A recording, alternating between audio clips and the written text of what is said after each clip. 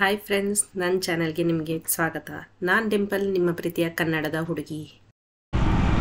ಈಗ ಬೆಳಗ್ಗೆ 4 ಗಂಟೆ ಆಗ್ತಿದೆ. ಯಾವತ್ತು ಲೇಟ್ ಹೇಳ್ತಿದ್ದವಳು ಇವತ್ತು ಬೆಳಗ್ಗೆ 3 ಗಂಟೆಗೆ ಎದ್ದಿದ್ದೇನೆ. ಯಾಕಂದರೆ ಇವತ್ತು ಈಗ ನಾವು ಗಂಗಾ ಆರತಿ ನೋಡ್ಲಿಕ್ಕೆ ಹೋಗ್ತಿದ್ದೇವೆ. ಬಟ್ ರಸ್ತೆ ನೋಡಿದರೆ ಇವಾಗ 4 ಗಂಟೆ ಅಂತ ಅನ್ನಿಸ್ತಾ ಇಲ್ಲ ನನಗೆ. ಯಾಕಂದರೆ ಇಲ್ಲಿ ಇಷ್ಟೊಂದು ಕ್ರೌಡ್ ಇದೆ. ಬೆಳಗ್ಗೆ 4 ಗಂಟೆಗೆ ಯಾರು ಈ ಥರ ಎದ್ದು ಕೂತ್ಕೊಳ್ತಾರೆ? ಮೇ ಬಿ ಫೆಸ್ಟಿವಲ್ ಇದೆ ಅಂತ ಇರ್ಬೋದು, ಬಟ್ ಗೊತ್ತಿಲ್ಲ. ರೋಡ್ ಎಲ್ಲ ಫುಲ್ಲಿ ಡೆಕೋರೇಟೆಡ್ ಆಗಿದೆ. ಜನರು ಮಲ್ಗೆ ಇಲ್ಲ ಅಂತ ಅನಿಸ್ತಾ ಇದೆ.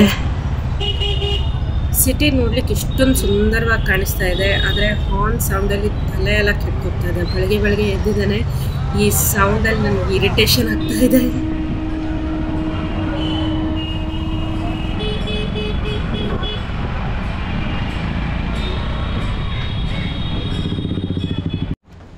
ನಾವಿಲ್ಲಿ ವಾರಣಾಸಿಗೆ ಬಂದು ಆಲ್ರೆಡಿ 2 ದಿನ ಆಗಿದೆ. ಸೊ ನಮಗೂ ಒಬ್ಬ ಆಟೋದವನ ಪರಿಚಯ ಆಗಿದೆ ಇಲ್ಲಿ. ಸೊ ಆಟೋದವನೇ ಹೇಳಿದ್ದು ಕೇದಾರ್ ಘಾಟಿಂದ ಒಂದು ಪರಿಚಯದ ಬೋಟ್ ಇದೆ, ಅದರಲ್ಲೇ ಕರ್ಕೊಂಡು ಹೋಗ್ತೀನಿ ಅಸ್ಸಿ ಘಾಟ್ಗೆ ಆರತಿ ನೋಡಲಿಕ್ಕೆ ಅಂತ. ಸೊ ಹಾಗಾಗಿ ನಾವೀಗ ಬೆಳಗ್ಗೆ ಇಲ್ಲಿ ಕೇದಾರ್ ಘಾಟಿಗೆ ಬಂದಿದ್ದೇವೆ. ಬಟ್ ಆಟೋದವನು ಆಗದಿಂದ ಬೋಟ್ನವನಿಗೆ ಕಾಲ್ ಮಾಡ್ತಿದ್ದಾನೆ, ಬಟ್ ಅವ್ನು ಕಾಲ್ ಎತ್ತುತ್ತಾ ಇಲ್ಲ. ಇದು ನಮ್ಗೆ ಗೊತ್ತಿರಲಿಲ್ಲ. ಆಲ್ರೆಡಿ ನಾವು ಇಲ್ಲಿ ರೀಚ್ ಆಗಿದೆ. ಸೊ ಹಾಗಾಗಿ ಬೇರೆ ಬೋಟ್ನವನ ಹತ್ರ ಮಾತನಾಡಿ ಎಲ್ಲ ಪ್ರೈಸ್ ನೆಗೋಷಿಯೇಟ್ ಮಾಡಿ ಇವಾಗ ನಾವೊಂದು ಬೋಟ್ ಬುಕ್ ಮಾಡಿದ್ದೇವೆ. ಸೊ ಹಾಗಾಗಿ ಬೆಳಿಗ್ಗೆ ಸ್ವಲ್ಪ ಮೂಡ್ ಆಫ್ ಆಯಿತು. ಆದರೂ ಅಡ್ಡಿಲ್ಲ, ಬನ್ನಿ ನೋಡೋಣ. ಗಂಗಾ ಆರತಿ ನೋಡ್ಬೇಕಂತ ಬಂದಿದ್ದೇವೆ, ಅದನ್ನು ಮುಗಿಸೇ ಹೋಗೋಣ.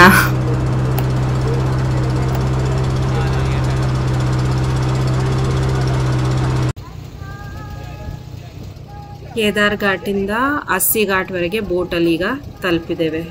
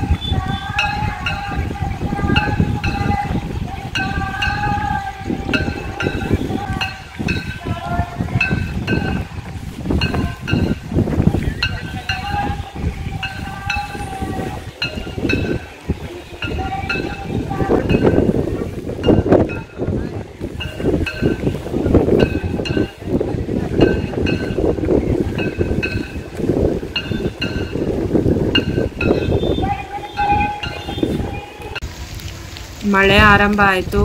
ಹೋಪ್ಫುಲಿ ಆರತಿ ಪೂರ್ತಿ ನೋಡ್ಲಿಕ್ಕೆ ಸಿಗ್ತದೆ.